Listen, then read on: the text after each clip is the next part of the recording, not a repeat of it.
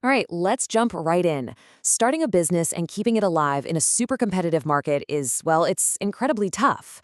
I mean, it usually takes a year just to figure out if a small neighborhood food stall is going to survive, let alone a massive nationwide brand.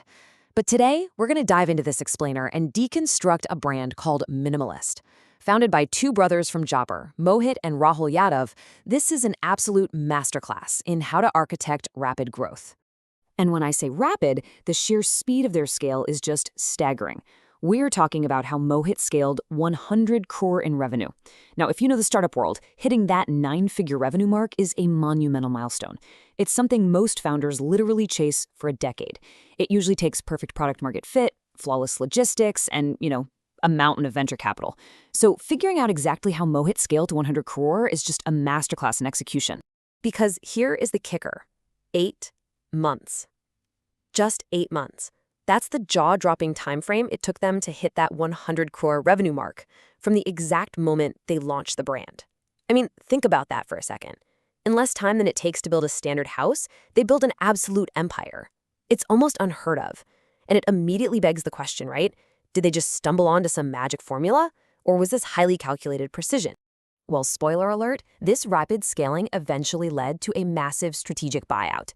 The founders secured an unbelievable 1,700 crore payout just for their personal shares, after the whole company was valued at around 3,000 crore.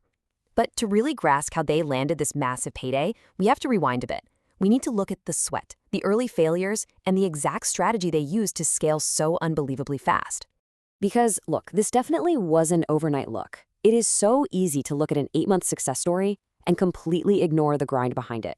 Mohit actually spent 15 long years in the trenches. Back in 2008, he avoided a corporate transfer to London just to stay close to his family, quit his job, and started a pretty mediocre t-shirt business. That pivoted into Manga Street, which they sold in 2012. Then they spent time working at Car Deco, and in 2018, they launched a haircare startup called Freewell, which, well, it failed due to internal struggles. So 15 years and 3 different businesses without finding that runaway success. But they never gave up. They kept hunting for the perfect framework.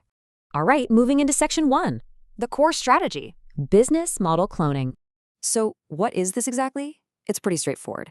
You identify a wildly successful concept that is crushing it in another country, and you execute it flawlessly in your own local market. We have seen this playbook before, and it's incredibly effective when done right. Think about how Flipkart essentially copied Amazon's model for India, or how Ola cloned Uber, or Oyo with Airbnb. The real genius here isn't necessarily inventing a brand new wheel. It's looking around, realizing a perfectly good wheel exists somewhere else, and seeing that your local market is absolutely desperate for a ride. For Mohit and Rahul, that inspiration, the brand they decided to clone, was a massively popular Canadian direct-to-consumer skincare company called The Ordinary. While they were hunting for their next big venture, they noticed this brand exploding in Western countries, and they realized something huge. Absolutely nobody was executing this specific model in the Indian market yet. So why was this model such a game changer? Well, think about traditional skincare in India at the time. It was mostly these generic, one-size-fits-all creams, right? Products promising to fix literally everything for everyone while secretly hoping you'd never read the fine print on the back label where all the harsh chemicals were hiding next to exaggerated marketing claims. The Canadian model flipped this entirely. It won by actually proving its science. It offered custom solutions for very specific skin types, and here was the crazy part. It boldly printed the exact chemical ingredients on the front of the bottle in huge text. It was a total shift from false promises to radical transparency. Essentially, they started treating the consumer like an adult. Okay, let's get into section 2, the launch and execution playbook. Now, you might think starting a disruptive skincare brand means you have to pour crores into massive manufacturing plants on day one. Nope, they didn't do that at all. Instead of mass production, they just meticulously researched scientific ingredients and created a single face serum. They produced a tiny batch of just 1,000 bottles to test the waters. Then, they promoted it to a really small but dedicated Instagram audience of only 300 followers. And because their transparent messaging was so fresh and unique, those 1,000 bottles completely sold out in just 48 hours. The massive takeaway here, you absolutely do not need a giant factory to test a great idea. The real secret sauce here was how they educated their buyers. At the time, tons of brands were making a fortune off the fear of chemicals by just slapping 100% organic or natural on literally everything. Minimalist came in and boldly busted those myths. They taught consumers that organic doesn't automatically equal safe, and that very specific, scientifically proven chemicals can actually be vastly superior for your skin. By literally printing exactly what was in the bottle on the front label, they respected the consumer's intelligence. And that radical honesty, it built an unshakable foundation of trust. And this brilliant, trust-first strategy really answers the core question of how Mohit scaled 100 crore in just 8 months. Get this, their marketing spend was 0 rupees. 0. By reinvesting their marketing budget entirely into the actual product quality, instead of paying celebrities or influencers for fake endorsements, they let genuine customer reviews and word of mouth do all the heavy lifting.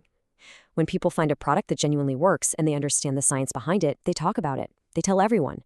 Influencers and everyday users just started reviewing Minimalist products for free because they genuinely loved them.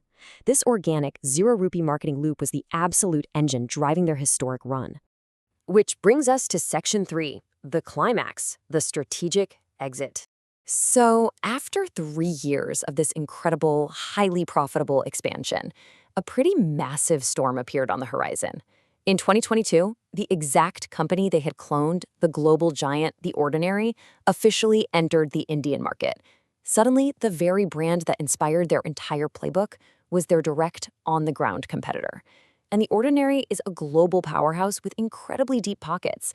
Trying to go toe-to-toe with them strictly as an independent online-first brand, that would be intensely difficult and incredibly risky. But Mohit and Rahul were ahead of the curve. Recognizing they urgently needed massive offline distribution to survive this new global threat, they made a strategic move. They sold Minimalist Hindustan Unilever at a staggering 3,000 crore valuation. Why HUL? Well, Hindustan Unilever has one of the absolute largest offline retail networks in the entire country. By joining forces, Minimalist completely leveled up. It wasn't just an online brand anymore, it could instantly be placed on physical retail shelves across all of India, successfully defending its turf against foreign competitors while massively expanding its reach. So, as we wrap up this explainer, I really want to leave you with this final thought. Mohit and Rahul Yadav spent 15 grueling years searching for the perfect formula. Once they found it, they executed a flawless cloning strategy, educated their buyers, and scaled to 100 crore in just 8 months through incredible product quality. But was their true brilliance the cloning strategy they used to launch the brand, or was it their incredible foresight to exit to an offline giant at the exact right moment to protect what they built? It's just a fascinating case study in both market entry and market exit. Let that question sink in as you think about your own strategies. Thanks for joining me on this explainer, and keep learning.